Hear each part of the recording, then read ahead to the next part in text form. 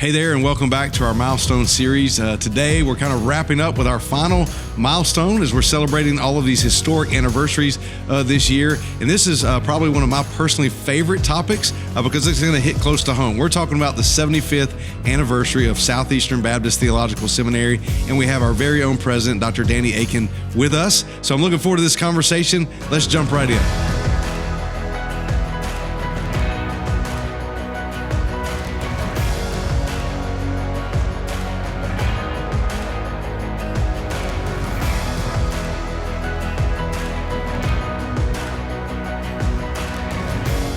All right, Dr. Akin, we're talking about Southeastern, obviously our favorite shared subject. And as we think about this, let's rewind all the way back to the beginning. Okay. Why and when was Southeastern founded here? We're celebrating the 75th anniversary, but why was it when it was, and why this area? Well, Southern Baptists had determined that we needed a seminary on the East Coast with our growth, and the SBC was growing exponentially in the post-World War II. So 1950s, 60s, massive growth. We needed a seminary on the East Coast. At that time, how many were there? At six that now. time, there would have been 3, almost 4. So the Southern, of course, was first. Then Southwestern came along. Then New Orleans, which initially was a Bible Institute, and then rolled into being a seminary. And then about the same time, Midwestern, Southeastern, and then shortly thereafter, I believe I'm correct here, Golden Gate, now Gateway, came into existence. And again, that makes sense too. You need a seminary on the East Coast. You need a seminary on the West Coast. And Midwestern initially was going to be planted in Denver, which I think makes more sense. But Herschel Hobbs did not want a seminary out there. Rather, he decided to put pressure on the SBC to locate it more in the central. It's almost due north of Southwestern, but it is further up into the Midwest, not the Southwest.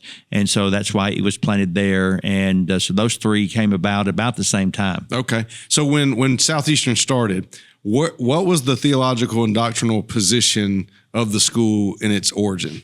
It was a moderate seminary from its beginning. Those that came here actually spoke of it being an Ivy League school of the South. They envisioned Southeastern being comparable to the Harvards, the Yales, the Browns, these different schools like that. So it really started from its beginning with a moderate trajectory. Over time, it began to move, I think, even more into a liberal direction. I mean, they invited Billy Graham to come here and preach back in the 60s, early 70s. He comes back later to preach Louis Drummond's inauguration, and the students are lining up along the sidewalk. He told you this story personally, right? Yes. Yeah. Charlotte and I had the honor of meeting him. Will Graham arranged it. I didn't know Dr. Graham, but he allowed us to come up and spend a couple of hours with him.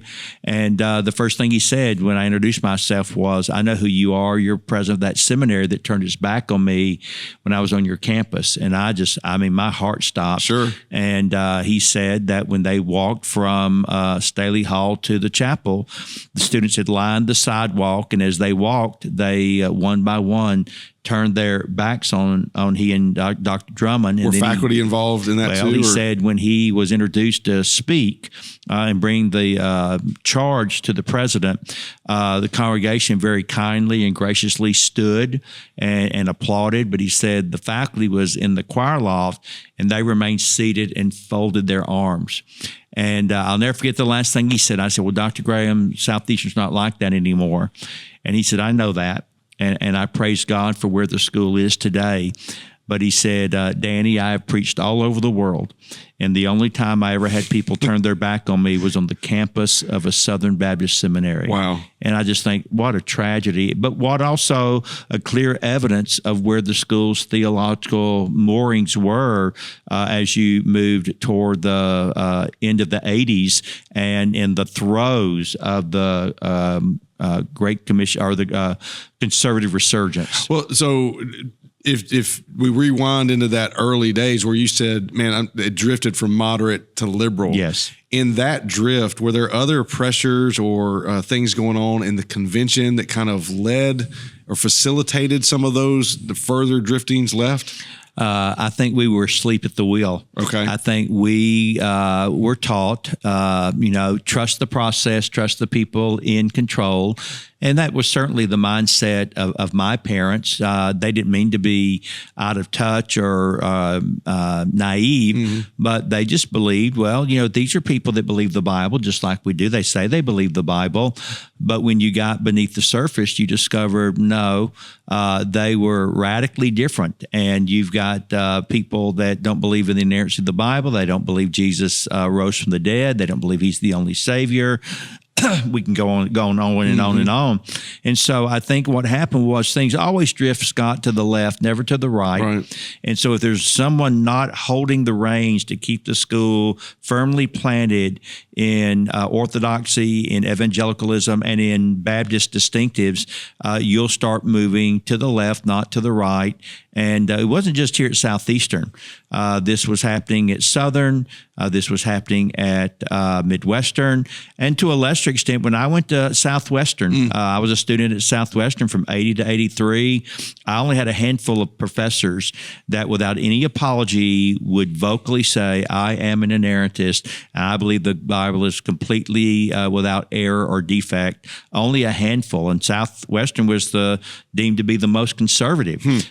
But they were drifting as well. And again, I believe apart from the conservative resurgence, we would have continued to go in the direction of where you find your mainline denominations today. Were there any specific controversies that were happening in the 60s and the 70s and 80s that ultimately kind of facilitated the wake-up call, if you will? What were some of the things that maybe forced us further left or kind of finally brought it to a point where people realized, hey, wait a minute, we've drifted out of bounds? I think there were two, but one in particular was the Genesis controversy. Ralph Elliott, who had taught at Southern and then had gone to Midwestern, wrote a commentary on Genesis. In fact, it was in the Broadman commentary series.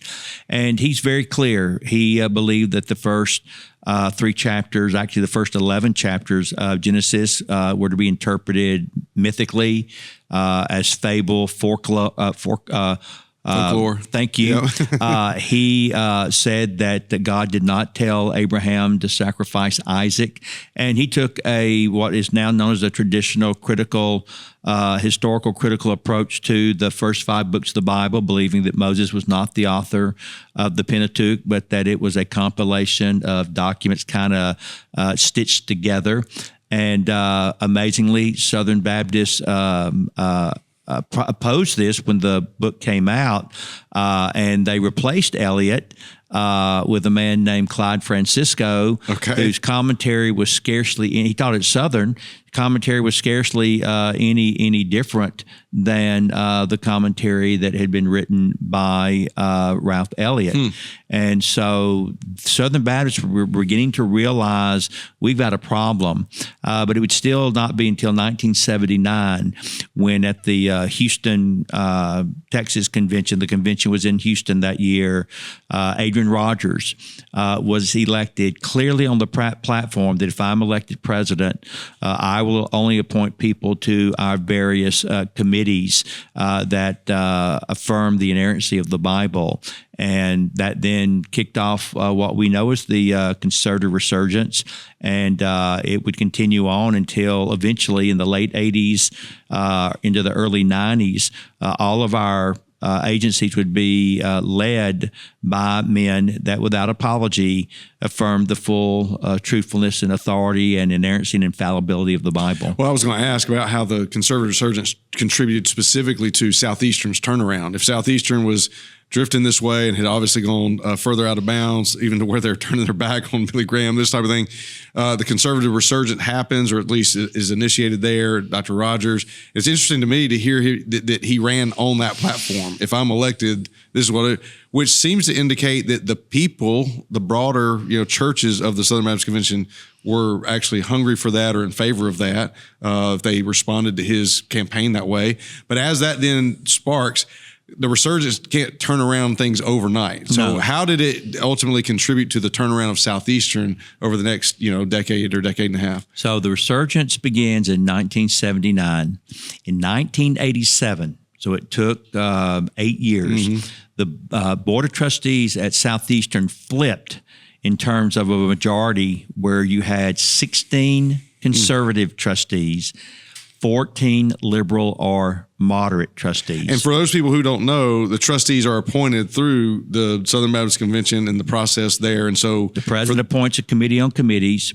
They then nominate a committee on nominations, and then that committee lives for 1 year, and during that year, they replace all the vacancies in all of our agencies and entities in terms of trustees. We have 30 trustees now. Did we have 30 then? Yes. Okay. And you are going to replace on any given year somewhere between 2 and 5 trustees. So it's going to take time. Yes. Yeah. From 1979 until 1987, we were gradually replacing the trustees on the board at Southeastern until in 87, you have a one-person majority.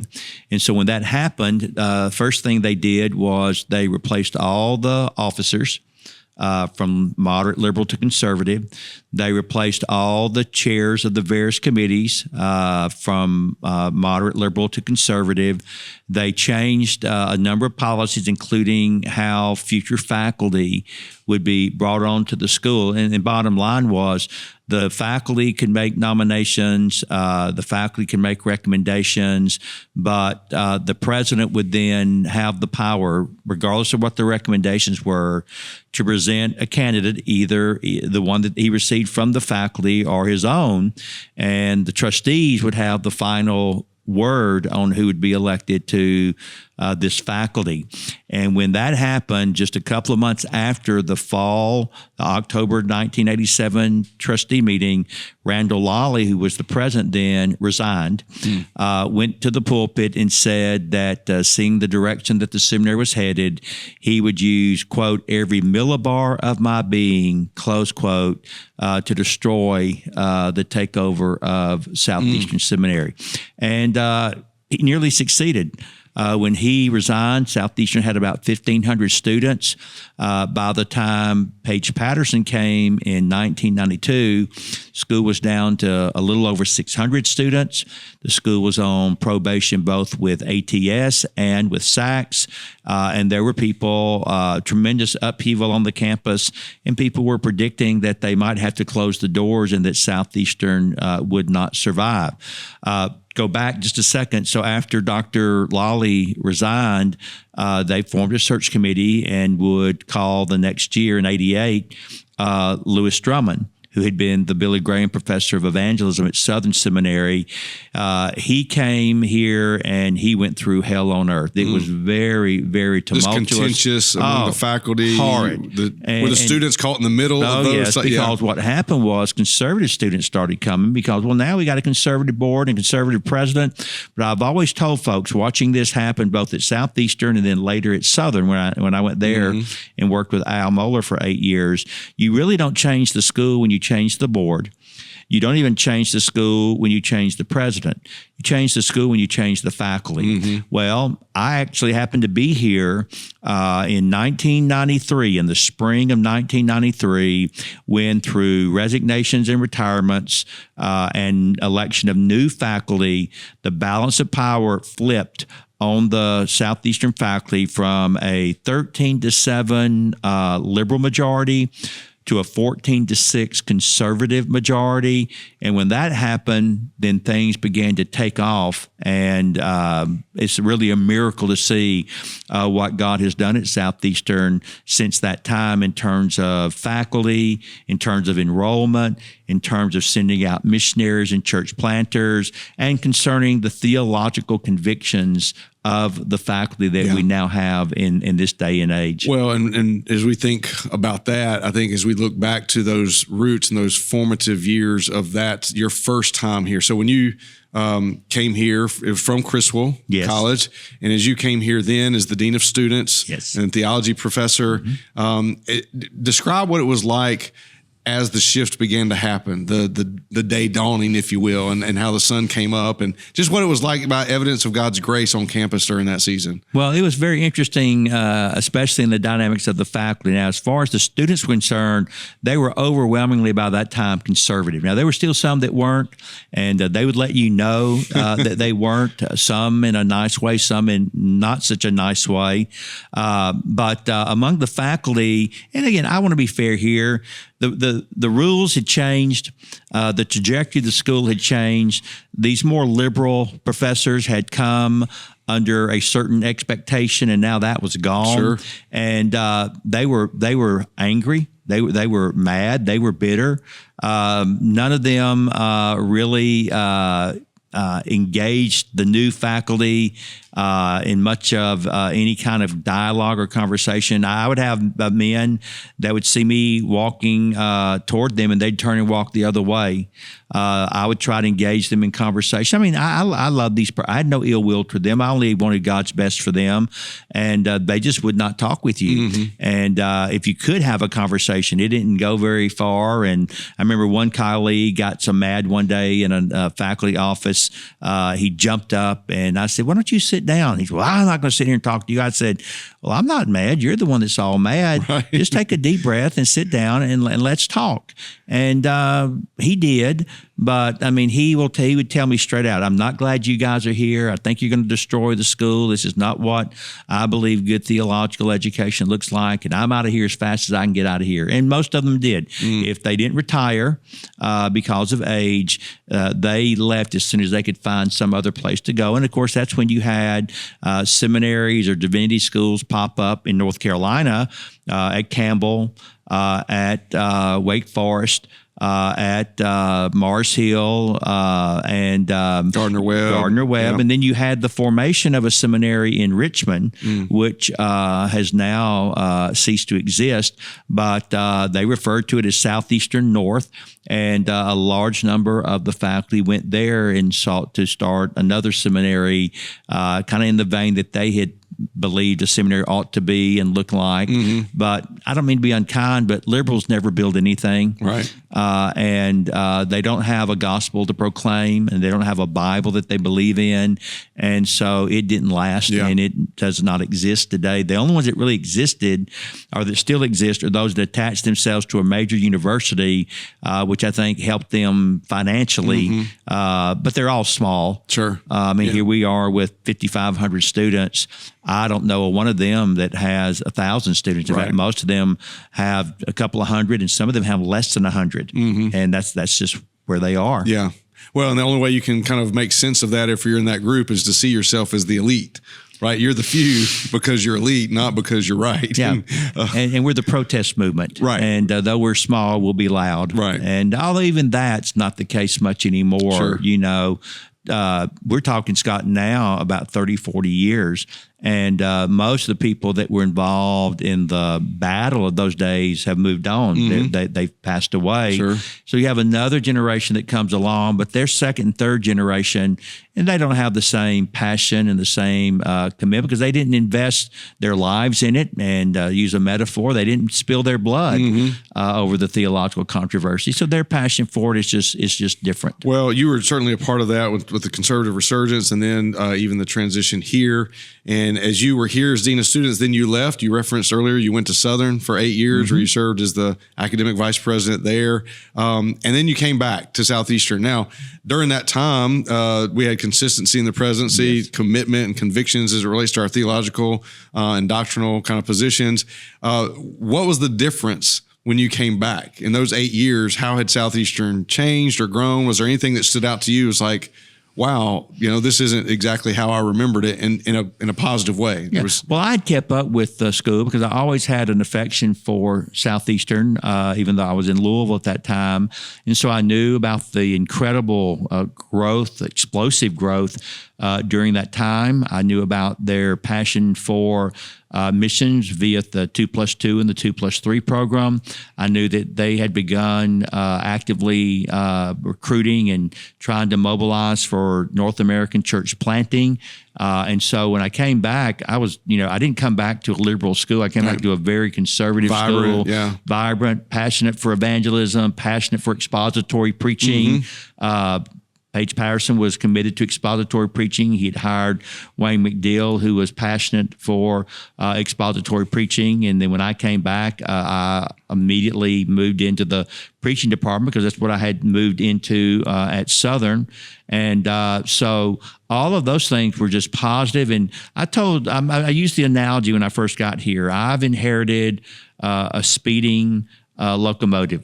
I said, my goal is twofold. One, to add maybe a few more box cars to it, and two, keep it moving as quickly as possible on the road and on the tracks to which it finds itself. Yeah. And that gave me a chance in particular to try to build even stronger the department in preaching, and also the Great Commission, and to stoke the flames even more of getting the gospel to the unreached people groups that still are everywhere, over 6,500 around the world. And that's what we try to do these now, almost 22 years. So, yeah, I was going to say, so timeline-wise, this is January of 2004 when you come back. I had actually been here as an MDiv student while you were gone. You were my first PhD student. I rolled into the PhD program and was adopted by you when you got here.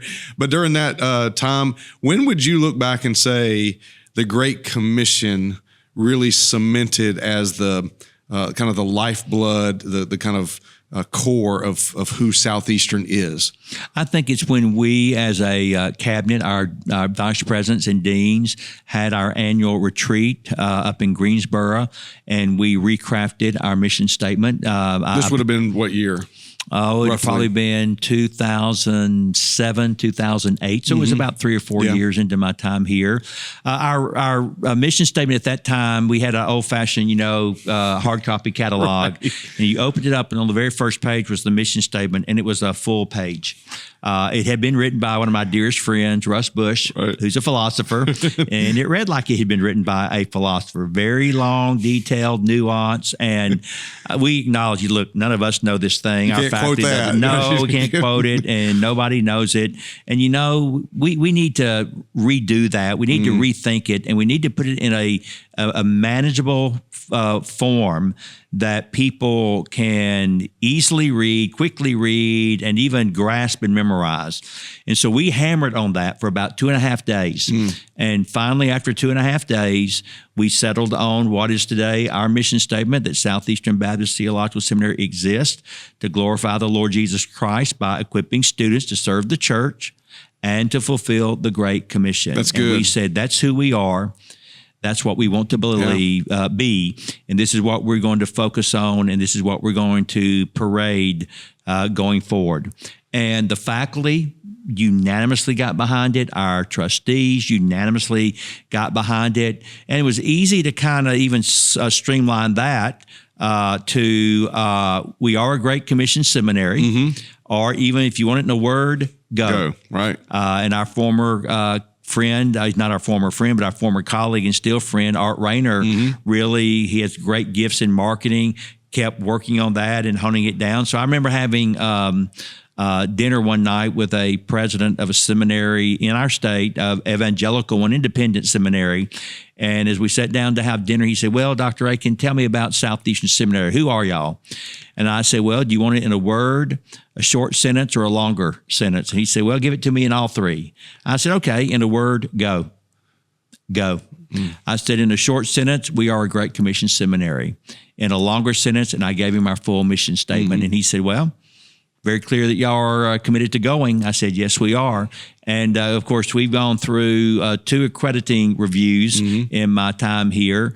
And in both cases, when we had our exit interview, the committee said, well, we always have recommendations, and we'll give those to you. There's nothing here insurmountable or really difficult for you guys to respond to.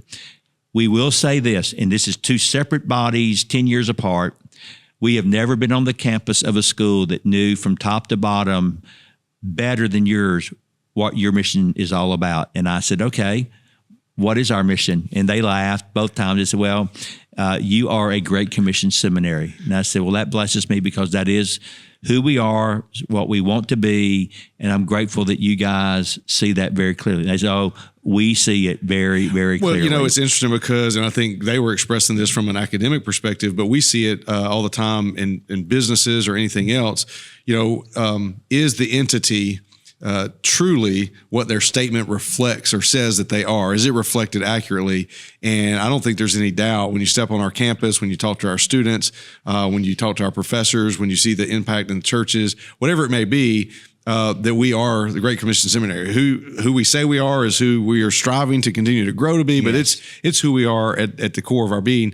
I think if you were to tie all of this together from the history of the conservative resurgence and kind of where we are now, and you look at it, how do you connect the doctrinal and theological convictions that needed to be established and cemented first to the Great Commission identity in everything that we do now? How do you wed those two together? Well, you've got to know first and foremost what you believe. Mm-hmm. That's going to be the foundation that you lay for whatever you do. Mm-hmm. And so for us, by God's good grace and kindness, we laid a foundation upon, of course, we are a very confessional school. We have, as you know, 4 confessions of faith, the Baptist Faith and Message 2000, the Abstracted Principles, the Chicago Statement on Biblical Inerrancy, the Danvers Statement on Biblical Manhood and Womanhood. We also use, as you know, a guiding document, the Nashville Statement on Gender.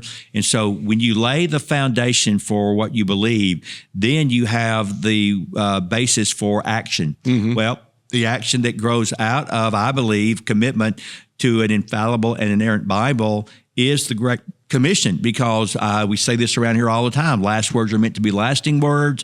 Of all the things Jesus could have talked about before he ascended back into heaven, the very last thing he said to his disciples is go and make more disciples of all the nations. Mm-hmm. And so because of that foundational commitment to the inerrant Bible, and because of those words that left the lips of our Lord before he went back to heaven, this is then determined who we are and what we're trying to do. And I've always said, Scott, and believe this with all of my heart, I believe theology and missions ought to always be wedded together. Right. I don't think you can really be a good missionary without also being a good theologian. Unpack that a little bit. Yeah, and I don't think you can be a good theologian without being a good missionary, because theology is going to determine your mission. What you believe theologically is going to determine what you believe in terms of the mission and ministry of the church. So if Jesus is the only way to heaven, yes, the things exclusivity like of the gospel, right, substitution, penal substitutionary atonement, bodily resurrection, the important, as Baptists, we believe in following the great reformers. We believe in the word rightly preached, the ordinances properly administered, but then we also believe in a regenerate church. We believe in a disciplined body. And I know those are the 4 historic marks, but I always like to add a 5th one, and that is mission driven. And so you put those 5 things together, and all of that grows out of your theology, but it results in your missiology, your missions. Yes. Yeah. And then again, we have to have a certain message. We're going to have a message of some sort. We need to have, we believe, and I think, again, rightly so, a clearly defined gospel to take to the nations. And so missions is going to be the natural outgrowth of healthy theology, but healthy theology will inform our mission so that we stay on mark in terms of the message that we proclaim and the kind of churches that we believe ought to be built among unreached people groups. Well, that's what I was thinking. Is you think too, not just the churches built in those unreached people groups, but the students, the graduates that are going out, whether it's churches in North America or churches all over the globe, that are developing Great Commission churches. Yes. That are then replicating, growing, planting churches and growing and those type of things. So Great Commission does not end with the graduation walk across the stage. For us, it's the graduates continuing to carry that forward. Exactly. And serve the Great Commission. And sending missionaries doesn't end in sharing the gospel and seeing converts. It has to move to the next step of planting biblically faithful churches that, again, are marked by the word rightly preached, the ordinance is properly administered, a regenerate body, a disciplined body, and then, for lack of a better term, replication or reproducing of more faithful New Testament churches. Yeah, yeah. Okay, so when you look at where we are and where we've come from, just reflect maybe just in the providence of God, His kindness and grace. How do you look back at the last 75 years of Southeastern's existence to see His hand at work? And how do you reflect on all the things that we've kind of processed through today? Well, even from the beginning, they did found a school here that, my goodness, could not have been located in a more beautiful place. This is like the Garden of Eden. Which we hadn't even talked about, but Southeastern exists on the original Wake Forest University's campus, which is, while we're in Wake Forest. So Wake Forest College University was kind enough to allow the seminary to be begun and housed here. Coexist for a little bit of overlap. 8-9 years until they relocated in Winston-Salem. So you had this magnificent facility that was already here for a seminary to be birthed and then to grow. Over the next 10, 20, 30 years, well, at least the next the 50s, the 60s, so 30 years, there were people here. I've had folks that can point back to a handful of men that did believe the Bible, maybe not in the same way we do, but they held to a view of the Bible as authoritative, which then led them to believe in missions and to believe in evangelism. I think, there's no way to overstate the grace that God gave us in George Braswell, who was our first international missionary to Iran and a graduate from here. Sam James, he and George were classmates who I refer to fondly as the Apostle Paul of Vietnam. They were here. They believed the Bible. They believed the gospel. They believed it needed to go forth among the nations. And that had an impact. There was an Old Testament professor here named Leo Green that people have again and again and again told me how he would nourish their soul and heart in what they felt like was a pretty arid land here at Southeastern. And so you saw that helping kind of nourish it along, although we have to be honest, a lot of people that began at Southeastern, especially in the 60s and 70s and 80s, did not continue on. And a lot of them dropped out. A lot of them left the ministry. They just did not stay with it. And then in God's grace, the Southern Baptist Convention was able to turn around the various agencies and entities through, first of all, conservative boards of trustees who then hired conservative presidents who then let that flesh its way out through the missions organizations and then through the seminaries and then later even through what was called the Sunday School Board then, now Lifeway, the ERLC. The first major change there was Richard Land going to lead that organization for right at 20 years. He was my theology professor, by the way, at Crystal College. And so I just kind of watched it. And again, I was young. So at the time, I could not fully appreciate the gravity and the weight of what had happened. Yeah. I remember being told by Paige Patterson that when Jimmy Draper was elected president of the Southern Baptist Convention in the early 80s in New Orleans, he defeated Duke McCall, who was then, had just, I think, retired, was on the verge of retiring as president of Southern Seminary. He'd been the chief executive officer of the executive committee. He'd been president of the New Orleans Seminary. He had been the president of the Baptist World Alliance. I mean, this was Mr. Southern Baptist. And this pastor from Euless, in fact, Dr. Crystal's famous statement was, "My soul, I don't even know where Euless is, and I live in Dallas." Right. And Dr. Draper defeated him in a runoff. And when that happened, Crystal said, "My soul, we might win this thing anyway," because he didn't think we would win it. He basically said to Paige and to Adrian and to others, "I don't think you can do it, but we need to try because it's the right thing to do." And by God's amazing grace, it happened. But I'm again convinced that the great credit goes to the lay people of the Southern Baptist Convention, because Al and I, Dr. Moeller and I were talking one time, and he said, just to put it on its lowest shelf, most lay people during the conservative resurgence did not understand the nuances of inerrancy. But there were two things they did understand: abortion and homosexuality. which back then that's what you talked about. You didn't talk about the LGBTQ plus agenda. You talked about homosexuality. And he said the common person in the pew believed that it was wrong to take the life of a baby in the womb of its mother. And they believed that God's pattern for sex and gender, which the Bible sees as synonymous, is one man, one woman within the covenant of marriage for life. They understood that. And if you were opposed to that, they would basically say, I don't know all the other ins and outs, but I know I don't agree with that. Right. And that's not the direction I want our schools to be going. And they came. I was in Dallas in 1985 when 45,000 Southern Baptists showed up. It was unreal. You could cut the tension with a knife in the main convention hall. We had to have overflow halls. There was no place to park. People were actually parking in the emergency lane of the expressway there on I-35, climbing the fence. Dallas finally quit hauling off cars because they ran out of room in the tow areas to park them for people to come and get them. And Charles Stanley beat Winfred Moore 24,000 to a little over 19,000.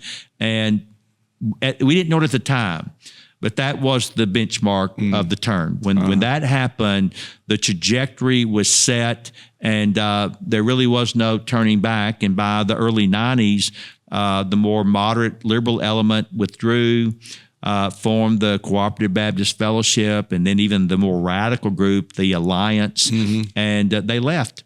And things took off. Yeah. Well, when it really is a testimony to a lot of different factors coming together, which is God's providence and kind of preserve the things he cares most about. Absolutely. His word, the lost souls of those who need Christ, and the gospel and the good news, which is what we're all about. Two last things I'd love to hear your thoughts on where we are now, and in particular with our faculty. You mentioned, man, you want to change the direction of school, you have to ultimately change the faculty.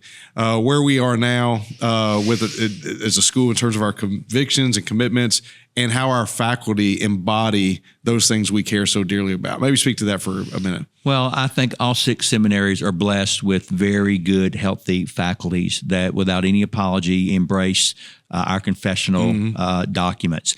But you can't take that for granted. Right. I have learned to my heart brokenness over the years. Some people will sign something and say they believe it when they don't, just to have a job. And so I like the fact that we here, and other schools as well, but we seek to see a renewal year after year. I know you always, as the provost, when we have our faculty retreat workshop in August, always challenge them again for renewal. In fact, we asked them to sign that, no, these are things I still believe without mental reservation or hesitation, and that I affirm to teach in accordance with and not contrary to. Right. And we just have to remain vigilant because, again, you don't drift to the right, you drift to the left. And so that's just something that you have to stay with and stay after and never take for granted. And so I'm grateful that we know that. I believe we have in place the right parameters, that it'd be really, really hard for us to jump outside of that into theological liberalism. It's possible, but I think we've done everything we possibly can to ensure that we'll stay focused on the gospel, true to the Bible, committed to the mission until our Lord comes again. And I love the faculty that we have here. I wouldn't change it for any faculty in the world. And I think they are such a great blessing to Southern Baptist, a great blessing to our students. I love it when my students say to me, and my own son said this when they were students here, Dad, the problem's not finding a good professor. The problem is if I take this good professor, I don't get to take this good professor for the same subject, and that frustrates me. And I said, well, that's a good frustration to have. Problem to have. Well, and when you look at our faculty, I think they embody so much of who we are in terms of our mission. So they're doctrinally sound, but they all are leading in or active in their local churches. They've had former careers as IMB missionaries or pastors and so many things. And I think that only enhances our classroom experience for our students as they learn from practitioners. Makes them better professors. Right, absolutely. Because they love the church, they love the gospel, and they love the nations, and it just impacts the way you teach. Yeah, very good. All right, so last question. It's who we are now. It's how we've gotten here. Where do you see Southeastern going in the future? What's your hopes and dreams and prayers for Southeastern? Well, I had somebody recently ask me, well, what new things do you have on the agenda? And I said, be honest with you, not much. Yeah. And they said, why not? And I said, because if you're doing the right things, you don't need to change. Now, that doesn't mean we won't adapt if there are new opportunities that present themselves. So, for example, when I first came here back in 2004, I wasn't really thinking of having a business degree in our college. That wasn't even anywhere on my radar screen. But now the Lord has opened the door for us to do training in that area, recognizing that the business world is a marvelous, wonderful avenue. It's a mission field. Yeah, it is a mission field. Yeah. It's a mission field. The military is a mission field. The prisons are a mission field. And I'm so thankful that we're very active in prison ministry, offering degrees in 3 different institutions, 2 here in North Carolina, 1 in Florida, that we are very, very committed to training businessmen to not only be competent in the world of business, but to give them a biblical theological foundation upon which they can do missions and evangelism in that particular context. And we love our chaplains. Yeah. And we just had our chaplains conference here just a week or so ago from this taping, and just thankful that we are sending quite a few out into the marketplace of chaplaincy, both in the military, but also in hospitals and other places as well. And so, again, nothing changes in terms of the core theological convictions. Nothing changes in terms of the core commitment to our mission. But how we flesh that out, we've always got to be willing and open to change and to add if we need to. Yeah. But that central commitment to the Bible, to the Great Commission, I pray that will never change until the Lord Jesus comes again. And if it guides all the other things that we do, then we will say no, maybe even to some good things, but they're not the most important things, and they're not essential things to the mission of Judson College and Southeastern Seminary. We'll stay focused on that because of our commitment to the Word and to the mission. Yeah. Well, by God's good grace, I share that prayer with you. Amen. Thanks for your time today and for helping us understand the history of Southeastern. My joy.